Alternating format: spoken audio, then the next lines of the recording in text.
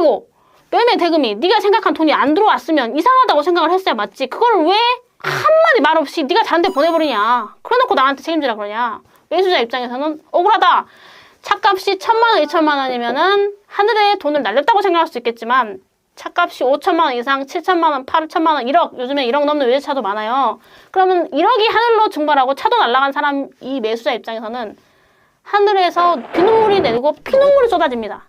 그래서 이런 부분들에 대해서 이 매수자들은 좋아, 계약이 정말 아니라고 치면 하다못해 공동 불법행위 책임이라도 져라.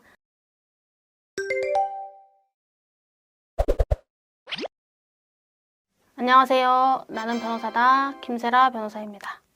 자, 중고차 3자 사기 사건이 끊임없이 이어지고 또 이어지고 있어요. 여러 가지 쟁점들이 있는 사건인데 오늘은 그 중에서 공동 불법행위 책임이 성립하는가 부분 쟁점을 조금 더 부각해서 이야기를 해보려고 합니다. 기본적으로 구조는 똑같아요. 자, 매도인 차주와 매수인이 있고 중간에 이제 제3자가 각각 차주와 매수인에게 접근을 합니다.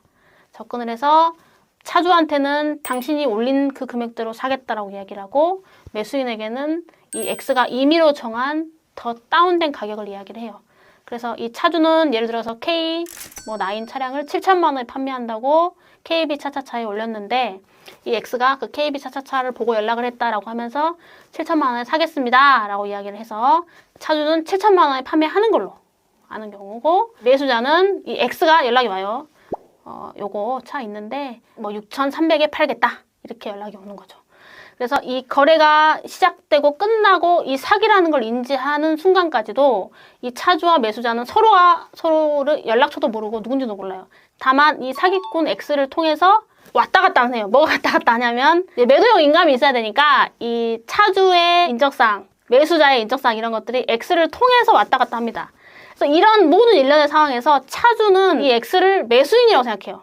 또 매수인은 이 X가 차주라고 생각해요. 뭐 아닌 경우도 있지만 아닌 경우는 뭐냐면 이 X를 차주나 매수인의 대리자나 직원, 회사 직원으로 생각하거나 아니면 당사자 본인이라고 생각하는 거죠.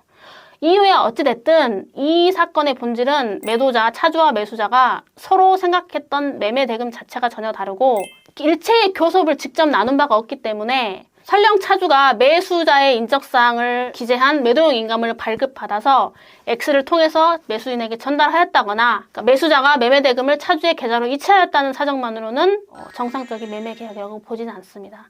자, 그건 뭐 그렇다 치는데 여러분들 정말 많이 궁금해하시는 게 아니 그러면 특히 매수자 입장에서는 아니 변호사님 계좌번호를 줬고 그 계좌번호 저는 돈을 줬지 않습니까? 그리고 매도용 인감이 있는데 뭐를 더 확인합니까? 그때 이제 여러분들이 마지막으로 생각할 수 있는 게 공동 불법행위 책임이라는 거예요. 다만 이 민사상 공동 불법행위 책임 성립 요건이 매우 까다로워요. 그래서 정말 쉽게 설명하면 매도인, 차주의 이런 행위가 없었다면 이 사건 사고와 이 매수자의 손해가 발생하지 않았어야 돼. 이게 바로 인과관계고 상당 인과관계라고 합니다. 그럼 여러분 보세요. 변호사님, 제가 차주가 매도용 인감 발행 안 해주고 계좌번호 안 알려주고 조금 더 확인해서 정확하게 이게 되는 건지 확인했으면 이런 일 안 일어났던 거 아니에요? 이렇게 생각할 수가 있죠. 그래서 판사님들도 이렇게 생각하기도 하고 안 하기도 해요. 기준은 사안의 사실관계와 증거에 따라 달라지는 겁니다. 만약에 봐요.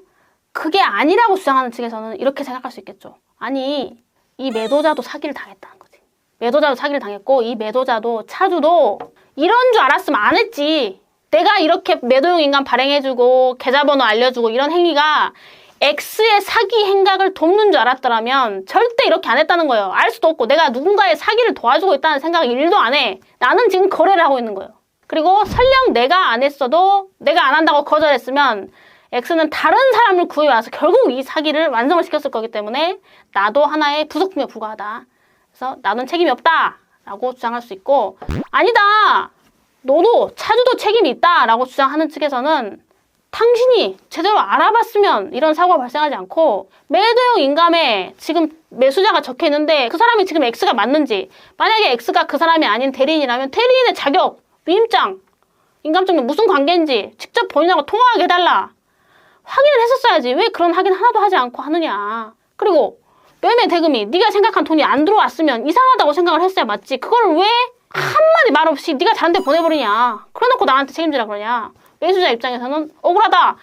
차값이 1,000만 원, 2,000만 원이면은 하늘에 돈을 날렸다고 생각할 수 있겠지만 차값이 5천만 원 이상, 7천만 원, 8천만 원, 1억, 요즘에 1억 넘는 외제차도 많아요. 그러면 1억이 하늘로 증발하고 차도 날아간 사람, 이 매수자 입장에서는 하늘에서 비눗물이 내리고 피눈물이 쏟아집니다. 그래서 이런 부분들에 대해서 이 매수자들은 좋아, 계약이 정말 아니라고 치면 하다못해 공동 불법행위 책임이라도 져라.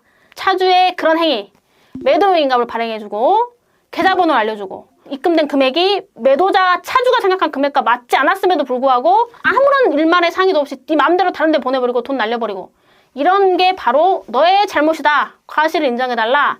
라는 주장을 해볼 수 있고 제가 최근에 했던 사건 중에 그런 주장이 받아들여져서 일부 인정된 사례도 있습니다. 하지만 이건 일도양단이 아니에요. 사안마다 다 달라서 뭐 결과를 단정하고 할 수는 없다. 최대한 해봐야 된다. 그래서 이제 중고차 3자 사기 사건이 겉보기에는 다 비슷해 보여요. 뭐 매도자 나오고 매수자 나오고 사기꾼 나오고 뭐 돈이 돌고 다 비슷해 보이는데 사안마다 사실관계나 증거관계나 법리 판단이 다 다르기 때문에 일률적으로 판단해서는 안 되고 좀 조력을 받아봐야 되고 뭐 이거는 제가 홍보 아닌 홍보지만 저희 사무실에 거의 모든 케이스가 다 있고 엄청난 다 있습니다. 그러니까 한번 방문해 보시는 것도 좋을 것 같습니다. 오늘도 이렇게 시청해 주셔서 대단히 감사합니다.